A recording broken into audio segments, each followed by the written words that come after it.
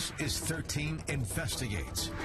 An influx of charter schools offers parents a variety of choices. But it's forcing some programs to shut their doors. In fact, in total, 25 have closed over just the last 4 years. And 2 of them here in Indianapolis were from a nationally recognized program. Our investigator, Sandra Chapman, tonight shows you the new buildings now sitting empty and why some say taxpayers are on the losing end.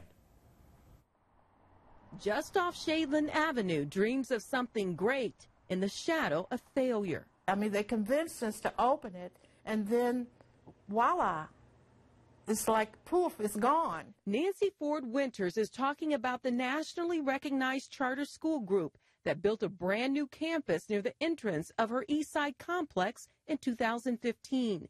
The school promised innovative, customized learning for students in grades 6 through 12. But after operating just 1 school year and nearly $1 million later, it's empty. Brand new, empty. Carpe Diem shut down its Shadeland campus last August. Now 13 Investigates has learned it's for good. Carpe Diem relinquished its charter for that school, and the 25,000 square foot facility is up for sale or lease. But I think an investigation is warranted, and I resent the fact that they have taken tax dollars to invest in children and then snatched them away. It's a surprising turn of events for the charter that came with rave reviews from Arizona. The organization is the first in Indiana to get multiple charters, 6 to be exact.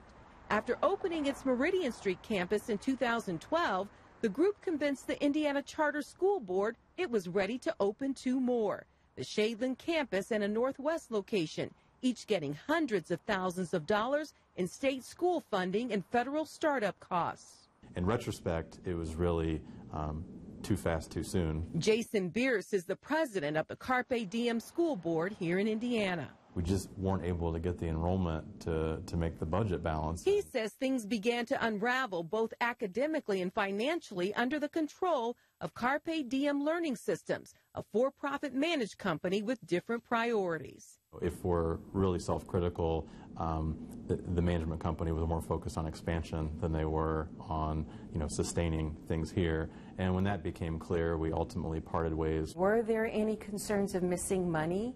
There were concerns. We don't have any evidence there was any impropriety in how the funds were spent. In hindsight, BEARCE says the Carpe Diem board should have had more controls in place. James Betley, the chairman of the Indiana Charter School Board, was not part of the board that approved the Carpe Diem expansion plan, but it was his board that decided last month not to renew Carpe Diem's signature school on Meridian due to financial and enrollment instability. It means Carpe Diem will have just 1 school open this year. All of its operations are consolidated to the Northwest campus.